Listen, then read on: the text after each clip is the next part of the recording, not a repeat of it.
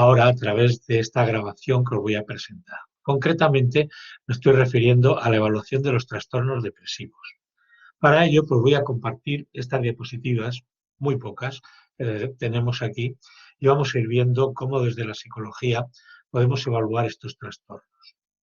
En primer lugar, quiero destacar que en la evaluación de los trastornos depresivos nos podemos plantear algunas cuestiones. La primera es qué es lo que vamos a evaluar y segundo, qué técnicas utilizamos habitualmente los psicólogos. Respecto a qué es lo que vamos a evaluar, pues desde la psicología podemos evaluar en muchos aspectos y lo que vamos a evaluar no es distinto a cualquier otro trastorno. Es decir, nos va a interesar encontrar datos para poder dar explicaciones a los problemas que presenta el sujeto, que nos ayuden además a seleccionar los objetivos de intervención y que nos permitan seleccionar también aquellas técnicas que se han demostrado eficaces en el tratamiento de la depresión. En concreto, pues vamos a evaluar la historia de ese sujeto. Nos va a interesar establecer relaciones entre lo que le pasó siendo niño y el problema actual que tiene, entre la familia, su familia de origen y el problema actual, los amigos, las relaciones sociales, el mundo del trabajo, los estudios, etcétera. Es decir, que nos interesará conocer cómo a lo largo de su vida distintas variables o distintos aspectos que pueden influir en la misma han llegado a influir en el problema que tiene actualmente. Y lo mismo también desde la propia situación actual. Por tanto, también nos sabrá dónde vive el sujeto, con quién, si tiene pareja, los estudios que está realizando, dónde está realizando, sus relaciones familiares, amigos, etcétera. Es decir, nos interesa conocer al antes y al ahora. Pero no solo en ese apartado, sino también del propio problema. ¿Cuándo empezó su problema? ¿En qué momento? ¿Hubo algo en relación al medio ambiente que coincidiera con la aparición de ese problema? ¿Fue a raíz de algún hecho significativo relevante? Desde entonces, ¿cómo ha ido evolucionando? ¿Con qué acontecimientos ha coincidido cambios en la evolución de ese problema? Ese problema actualmente, ¿cómo está? ¿Cómo se manifiesta? ¿Cómo se representa? ¿Qué relaciones hay con variables de su medio ambiente? Etcétera. Es decir, que nos interesa conocer el máximo posible para poder dar las explicaciones oportunas. Para ello, los psicólogos utilizamos distintas técnicas. Por ejemplo, pues la entrevista es la técnica preferida por la mayor parte de los psicólogos. La mayor parte de nuestras intervenciones se basan en entrevistas que realizamos con el propio sujeto. A través de la misma le preguntaremos múltiples cosas, ¿no? Desde esos datos históricos que hablábamos antes hasta los síntomas que tiene, cómo ha pasado la noche, etcétera. Otro de los apartados importantes u otra de las técnicas serán materiales como cuestionarios, inventarios, que veremos con mayor detenimiento en la próxima diapositiva, aquellos que son específicos para poder evaluar la depresión. También es habitual el uso de registros, especialmente de tipo autorregistro, aunque algunas veces también registros por observación de otras personas. Es decir, generalmente cuando implicamos a alguien más en el tratamiento o cuando las observaciones las realizamos los psicólogos directamente sobre los pacientes. En estos registros, generalmente ya digo que son autorregistros, pues destacamos o podemos evaluar muchas variables, ¿no?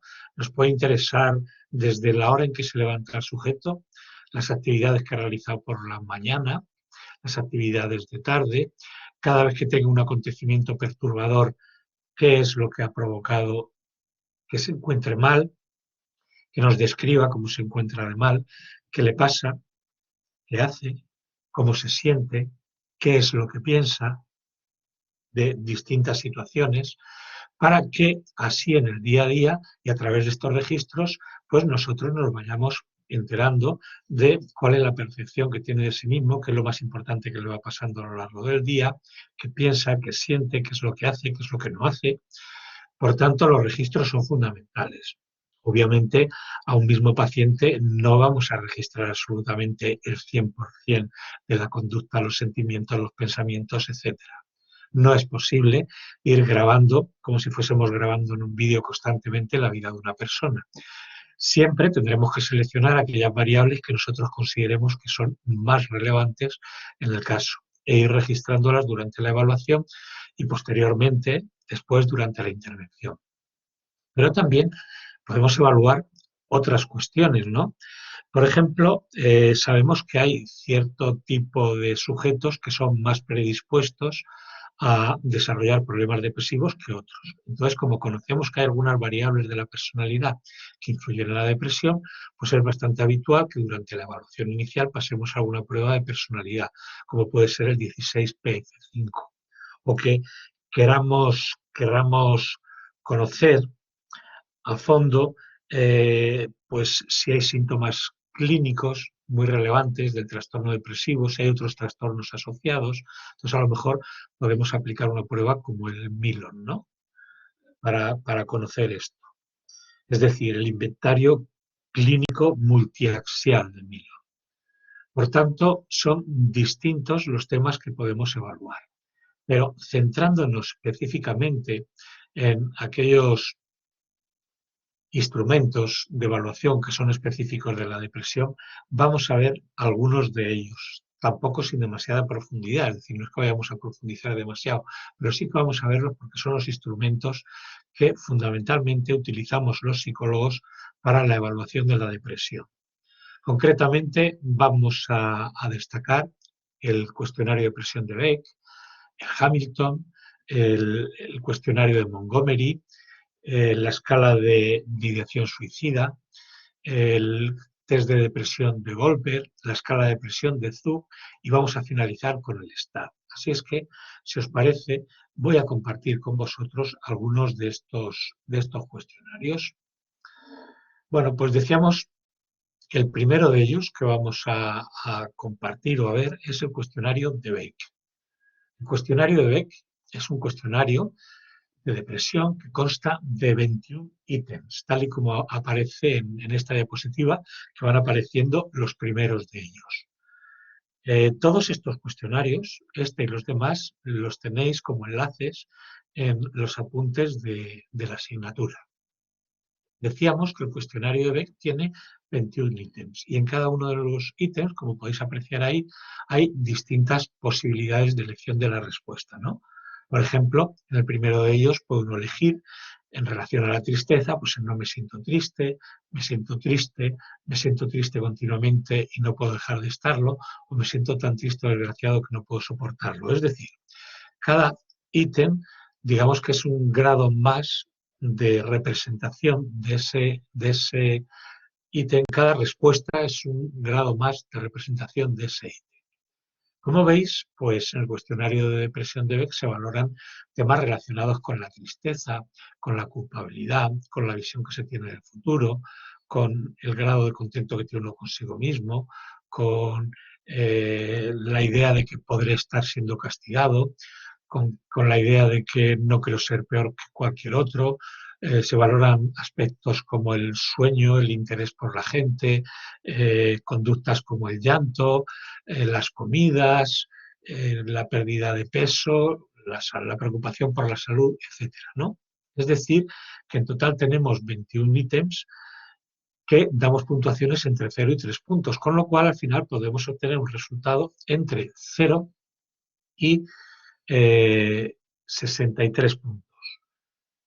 Pues bien, en otro de los documentos que tenemos aquí, que también he compartido con vosotros, que es este documento que elaboró el Consejo General del Colegio Oficial de Psicólogos, que tiene muchos documentos de estas características sobre cantidad de pruebas psicológicas. En este caso es sobre la evaluación del inventario de Beck.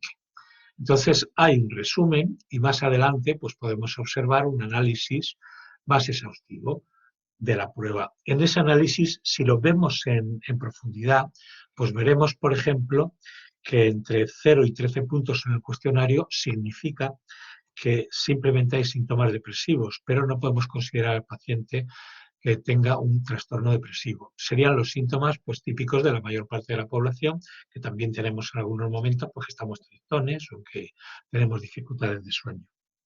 A partir de los 14 puntos ya se puede considerar que existe depresión, aunque esta depresión es leve hasta los 19 puntos. Entre los 20 y los 28 puntos, según este documento, podemos considerar que hay una depresión moderada. Y a partir de los 29 puntos y hasta los 63, la depresión sería grave, considerando también que a medida que hay mayor puntuación, pues mayor gravedad tendría la depresión. Bien, pues en este documento podéis consultar también otros aspectos importantes como la fiabilidad de la prueba, la validez, es decir, es una gran prueba. Tengo que destacar de esta prueba que es el cuestionario de depresión más utilizado en la investigación. Desde hace algunos años, la mayor parte de las investigaciones que se publican suelen utilizar como variable de evaluación para ver los cambios que se van produciendo, por ejemplo, pues las puntuaciones en el cuestionario de depresión de Beck. Bueno, pues vamos a continuar. Otra de las pruebas utilizadas es el test de Hamilton. Vamos a ver si lo encuentro por aquí. Y también, como el resto de las pruebas que vamos a ir viendo, tenéis el enlace correspondiente en los materiales que os he dejado. Concretamente en los apuntes, ahí tenéis los enlaces. La escala de Hamilton, si conocéis la escala de Hamilton de ansiedad, que es una prueba muy utilizada para evaluar la ansiedad, pues esta es, desde el punto de vista de cómo está construido, es similar. Podemos echar un vistazo a la prueba y vemos pues que valora el humor depresivo, valora los problemas de sueño, el sentimiento de culpa, el suicidio, el trabajo, etcétera, ¿no? Es decir, hasta un total por aquí de la actitud psíquica, síntomas como la hipocondría, la pérdida de peso, es decir, tiene una serie de preguntas donde en cada una de ellas podemos establecer puntuaciones que van desde los 0 hasta los 4 puntos. Con lo cual, al final, podemos encontrarnos puntuaciones entre 0 y por encima de 23 puntos. Y aquí, en esta primera página, si veis, vienen la interpretación de las puntuaciones, de tal manera que hasta 7 puntos podemos considerar que el sujeto no está deprimido y a partir de ahí, pues que se presentan distintos grados de depresión. Otra de las pruebas muy utilizadas también, quizá últimamente menos, pero hace unos años era una de las pruebas más utilizadas en la evaluación de la depresión, es el cuestionario de depresión de Zoom. El cuestionario de Zoom está compuesto por 20 ítems donde hay distintas puntuaciones que podemos aplicar. Y aparecen ítems como me siento decaído y triste, me canso sin razón alguna o me es fácil tomar decisiones. Si analizáis los distintos ítems, veréis que unos están puestos en orden directo, es decir, directamente es un síntoma depresivo, mientras que otro están planteados en orden inverso, es decir, plantean lo opuesto a un síntoma depresivo. Por ejemplo, siento esperanza en el futuro es poco característico de los depresivos. Los depresivos es estoy desesperanzado en el futuro o el futuro para mí es desesperanzador. Si este no sería un síntoma depresivo, sería contrario. Por eso, a los síntomas que están enunciados de modo contrario, que aproximadamente son la mitad, hay que darles la vuelta a la puntuación. Es decir, si valoramos me siento triste y decaído desde 0 hasta 4 puntos, pues mi mente está tan clara como siempre, habría que ponerlo al revés, desde 4 hasta 0 puntos, para ir sumando las puntuaciones.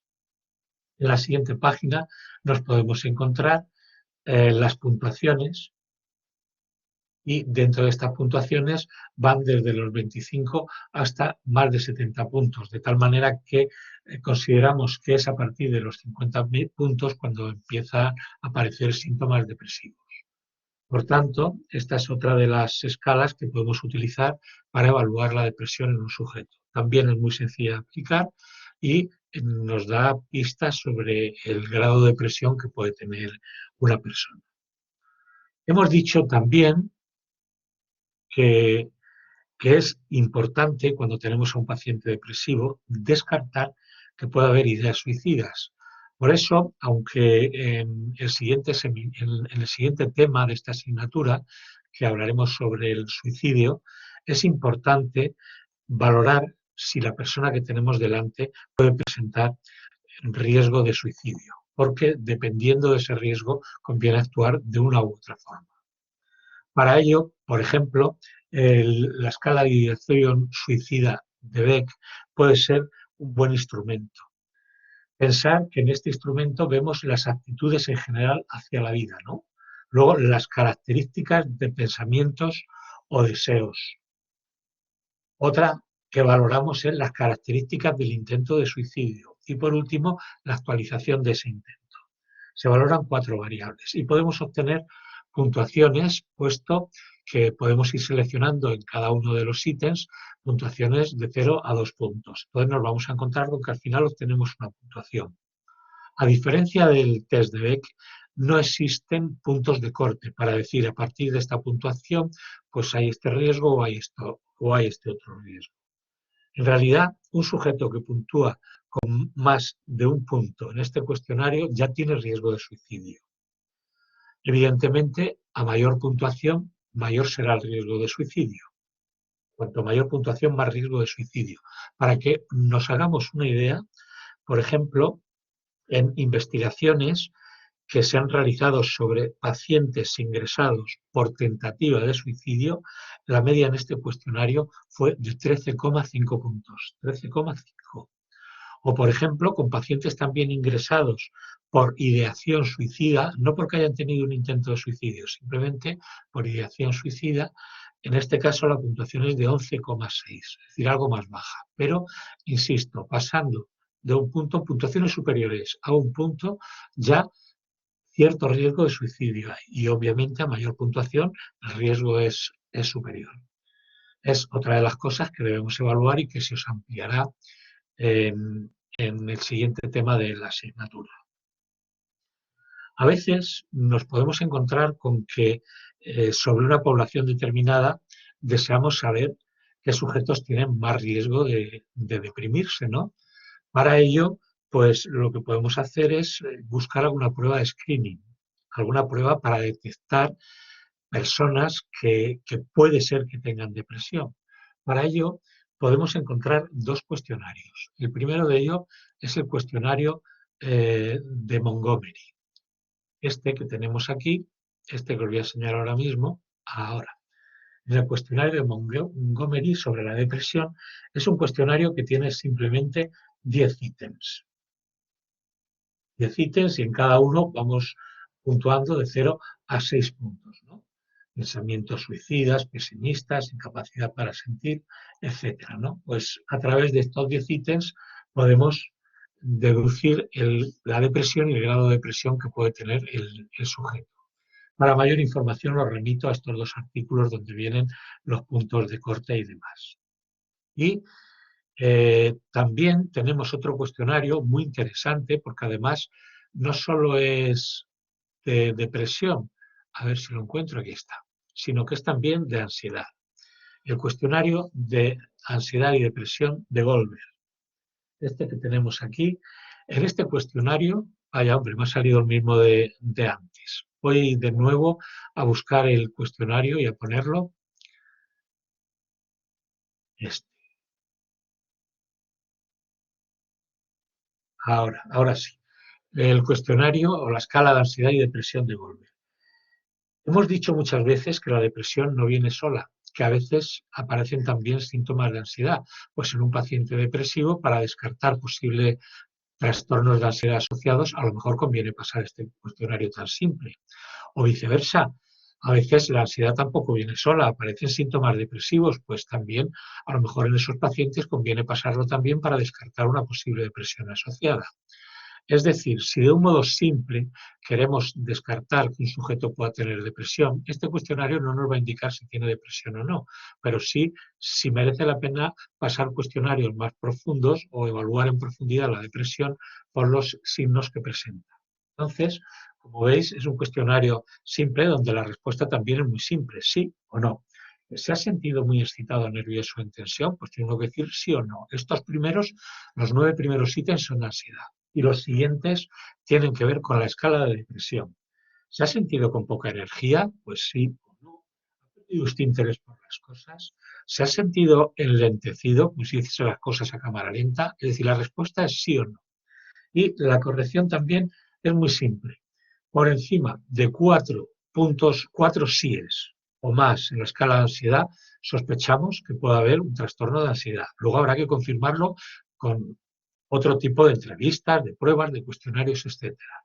Y con 2 o más respuestas afirmativas en el cuestionario de depresión, podemos pensar que puede ser que haya algún trastorno depresivo, por tanto conviene profundizar. Pero daros cuenta que también podemos descartar con menos puntuación que exista ese problema.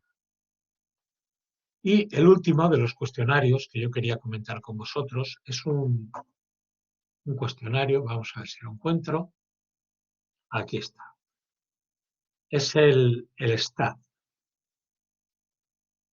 El STAT es un cuestionario, es una escala de síntomas de los trastornos de ansiedad y depresión. De nuevo, como la depresión muchas veces no viene sola, a través de este cuestionario nos puede afinar un poco más si hay algunos trastornos asociados. Y en esta escala, como la depresión tiene que a veces viene con otros problemas, generalmente de ansiedad, nos puede también delimitar cuál podría ser ese problema de ansiedad con el que viene la depresión. Es un cuestionario que aparece publicado en esta revista, en la revista de Psicopatología y Psicología Clínica.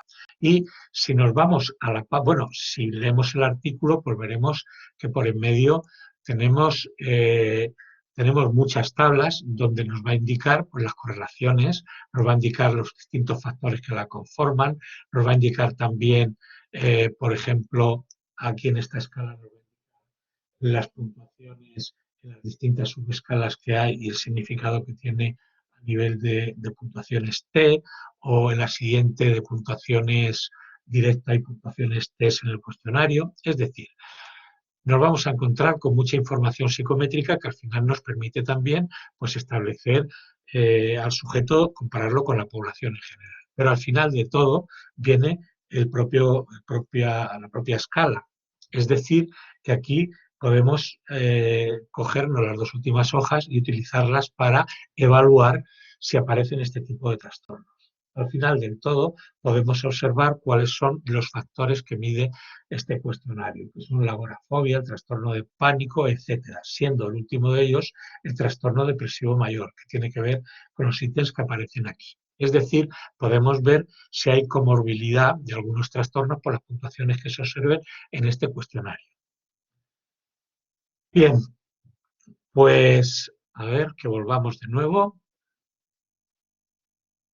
Ahora, además de estos cuestionarios, también tenéis a vuestra disposición, o hay otros cuestionarios que se utilizan, que son la escala de desesperanza de Beck, escala de acontecimientos diarios, escala de depresión del Centro de Estudios Epidemiológicos, etcétera.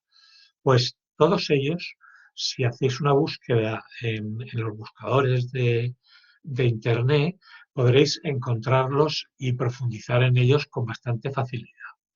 Por tanto, creo que hasta aquí vamos a plantear la sesión esta y os agradezco el interés que podéis mostrar por estos cuestionarios de evaluación de la depresión. Muchas gracias.